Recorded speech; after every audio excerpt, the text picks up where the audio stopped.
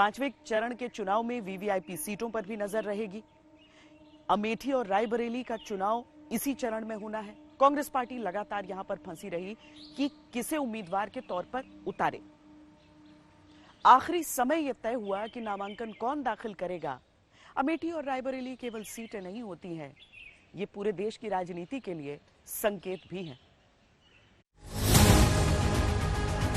राहुल गांधी छोड़ के स्मृति ईरानी को कोई भी हरा सकता है। इसका मतलब राहुल गांधी अंततोगत्वा कांग्रेस पार्टी के नेताओं के हिसाब से अच्छे नेता नहीं है, कमजोर नेता है स्मृति ईरानी के साथ। यही कांग्रेस का कथन है। अमेठी चमकता हुआ सितारा हो, पूरी दुनिया में आपका नाम हो, और जो पहले विकास होता था वही विकास एक बार फिर अमेठी में हो। जब हम संकट में रहे हैं तो अमेठी और रायबरेली की जनता हमारे साथ खड़ी रही हमेशा, और ये हम बिल्कुल भूल नहीं सकते। 5 वर्ष में जितना दौरा अमेठी लोकसभा क्षेत्र का किया, कांग्रेस की 4 पीढ़ियां उतना दौरा संयुक्त रूप से नहीं कर पाई थी।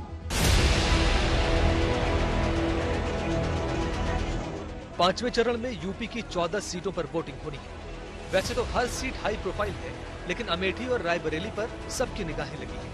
गांधी परिवार और बीजेपी की ललकार के चलते ये दोनों सीटें पूरे 5वें चरण की हॉट सीट बन चुकी हैं। इन लोगों को खुशफहमी है कि यहाँ पर कोई कैंडिडेट लड़ता है। यहाँ कांग्रेस का पूरा इकोसिस्टम लड़ता है और पार्टी इसको अपनी नाक का सवाल बना देती है। तो 2019 में जो हश्र हुआ इस बार फिर होने वाला था, इसलिए राहुल जी ने सीट छोड़ दी। रायबरेली से कांग्रेस की तरफ से राहुल गांधी मैदान में हैं और उन्हें टक्कर दे रहे हैं बीजेपी के दिनेश प्रताप सिंह। अमेठी में गांधी परिवार से तो कोई मैदान में नहीं है, लेकिन गांधी परिवार के बेहद करीबी रहे किशोरी लाल शर्मा बीजेपी की कद्दावर नेता स्मृति ईरानी को चुनौती दे रहे हैं।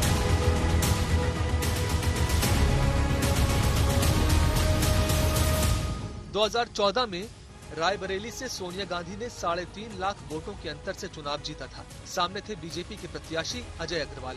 2019 में बीजेपी ने दिनेश प्रताप सिंह को प्रत्याशी बनाया। सोनिया ये चुनाव 1,67,000 वोटों से ही जीत सकी थी। 2 चुनावों में बीजेपी का वोट शेयर बढ़ा है, जिससे बीजेपी को रायबरेली से जीत की उम्मीद है। रायबरेली लोकसभा क्षेत्र में 5 विधानसभा सीटें हैं। इनमें सरेनी, ऊंचाहार, बछरावा, हरचंदपुर सीट पर समाजवादी पार्टी के विधायक हैं। सदर सीट बीजेपी के पाले में है। ऊंचाहार से समाजवादी पार्टी विधायक मनोज पांडे अब भाजपा के खेमे में हैं।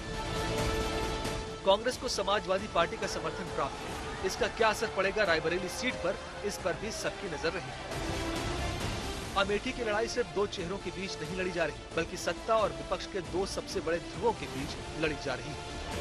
लड़ लेते, उनको खुद भी तो एहसास हुआ होगा कि नहीं जीत पा रहे, इसलिए तो नहीं लड़े।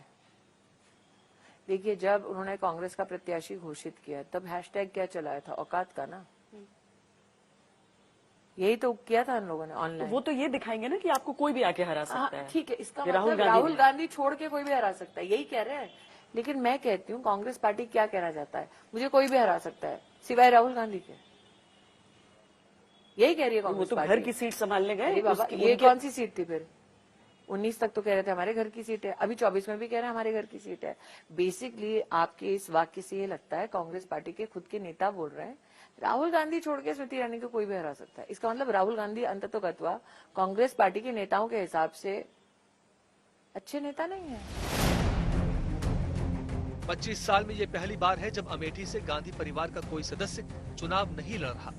कांग्रेस की तरफ से किशोरी लाल शर्मा मैदान में है। किशोरी लाल शर्मा 1983 में पंजाब से अमेठी आए थे और तब से ही गांधी परिवार के बेहद करीबी हैं। सोनिया गांधी के सांसद प्रतिनिधि भी लगातार रहे हैं। बीजेपी की तरफ से केंद्रीय मंत्री स्मृति ईरानी अमेठी से लड़ रही हैं। स्मृति ईरानी 2014 में राहुल गांधी से अमेठी का चुनाव हार गई थी, लेकिन 2019 में उन्होंने राहुल गांधी को हरा दिया था।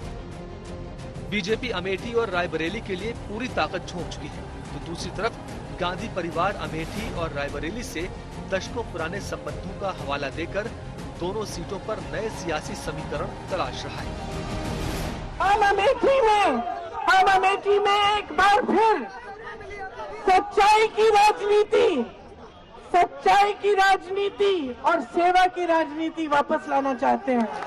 ये लोग चुनाव को धनबल पे लड़ते हैं, हम जनता के बल पर लड़ेंगे। अमेठी नहीं, वो रायबरेली से लड़ रहे हैं और आपकी पार्टी कह रही है वहां से भाग गए। इस पर आपका क्या नजरिया है? उनकी मां की सीट थी। देखिए, कोई भी सीट माँ या बाप की नहीं होती है, देश की जनता तय करती है।